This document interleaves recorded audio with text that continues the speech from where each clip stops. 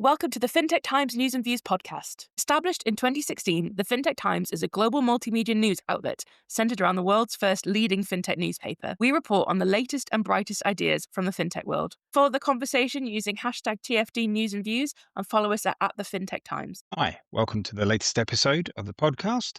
My name is Mark Walker. I'm the editorial director of the FinTech Times, and I'd like to welcome my guest to the studio. My name's Oscar Orellana-Hyder. I am the co-founder of Cordell Partners Executive Search. Been in the region coming up to 10 years in November, through different guises, two big multinational firms. I opened the first headhunting recruitment business in the ADGM in Abu Dhabi, 2019. And Cordell is all about that. It's all about human capital, people coming through from all over the world into the ADGM and the DIFC. So in 2.5 years, we've only focused on building the UAE ecosystem. So for now, only Abu Dhabi and Dubai. So I haven't done any work in Saudi since 2018 for whatever reason. Might be a good thing, who knows? So obviously, given the focus in the UAE and the reasoning, I guess, your original sort of career started within the investment area, the venture capital, private equity, that's obviously been a focus of your talent and recruitment. What have you seen change over the last few years, and then more specifically, maybe in the last sort of 6 months or? Sure. Okay. If I take the first one, the last few years, I think what is remarkable change is the new entrants to the region. I think constantly, year on year, the DIFC put their numbers out last week. There's a 20% increase on new entrants coming in. So on average, it's about 150 to 170 new Cat 3C, Cat 3As, investment managers who are setting up in the DIFC and Abu Dhabi, the ADGM. So the wave, and that's from Asia, managers coming through, GPs and LP community coming through, family offices. As I said earlier, 30% of our work last 12 months is now family offices, and that's across single family office and multi-family office. So the last few years, it's the increased appetite and demand for European, Asian, some North American, not as many, but they're definitely coming through more so, is one. And then if I may, the second part of that question is the asset classes. So private credit over the last 2 to 3 years has become really, really appetizing in Abu Dhabi. Obviously, the hedge fund managers for the last sort of maybe 5 or 6 years that have come in. Again, that's a massive increase of our portfolio, both non-investment and investment hires. 6 months is tricky. 6 months is not a long time in the Middle East. Like, you can't judge too much of a track record in 6 months. I'd say more regulation on the virtual asset side. So virtual asset funds, crypto funds are going to be overseen by the FATF, the Federal Action Task Force, this summer, and that will include virtual assets. So virtual asset and digital asset fund compliance and risk and framework has been a real change in the last 6 months. Really challenging, if I'm honest, for us. It's a new asset class, it's new regulation, it's everything. Exactly. And the regulator is new. So VARA is one of the first in the world to properly establish that, but they're only really 3 or 4 years old. So sometimes it's very sort of TradFi leading DeFi, which is again a whole different conversation.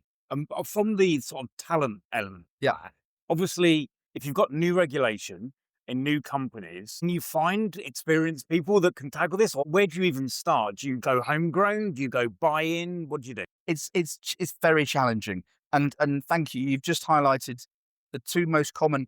I always say the country's 50 years old. The DIFC and DFSA is probably around 23, 24 years old. ADGM is 10 years old. It's still very nascent. However, there's talent here. It's a shallow pool.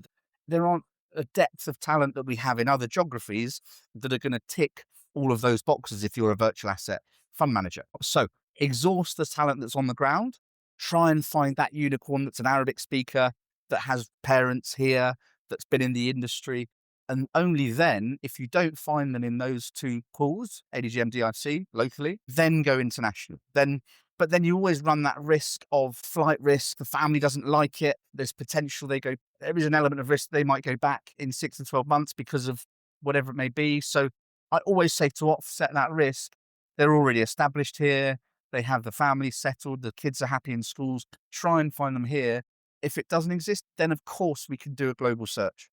The thing with it's a really hard line to balance on, right?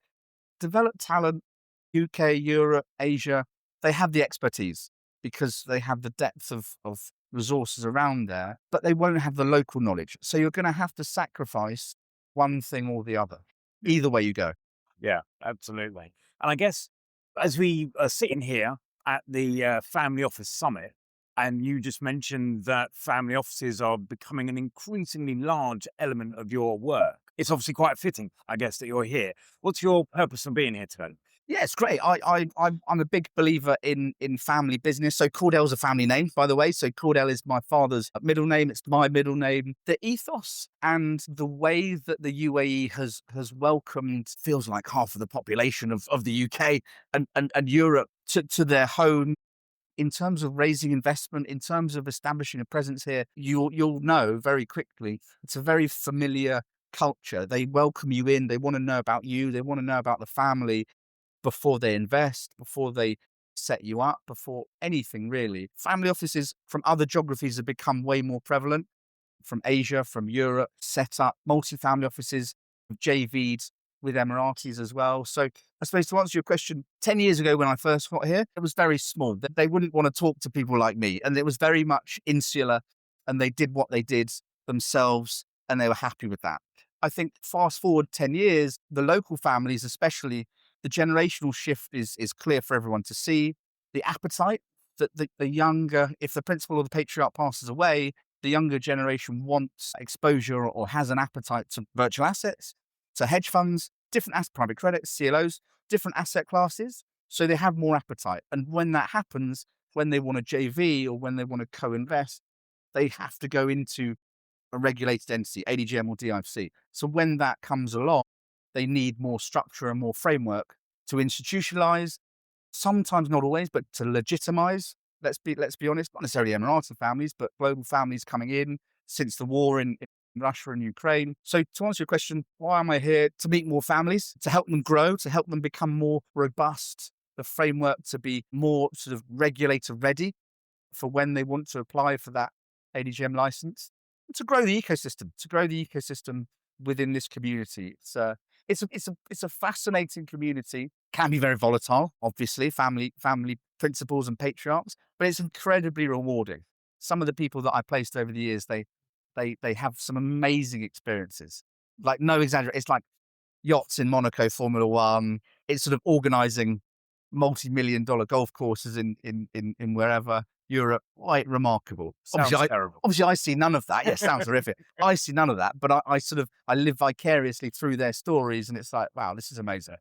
And then final question, obviously we're about 2/3 of the way through the event schedule at the moment. What's the standout phrase or caption that you've heard so far? Yeah, I think, and by the way, I've spoken a lot. I'm not a crypto bro at all, but it's like second point that I mentioned on virtual assets.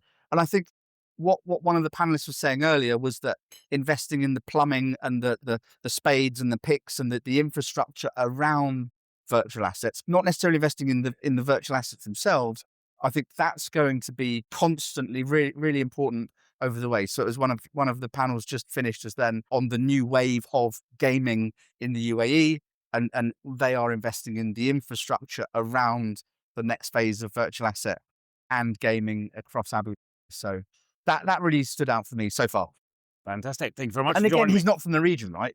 He started from another continent, Australia. So he brings a lot of knowledge with him. You know, he's imparting a lot on this ecosystem, and hopefully the UAE is educating Australia as well on certain things. So yeah, brilliant. Really good. Excellent. Thanks very much for joining me. Not at all. Thank you. Appreciate it.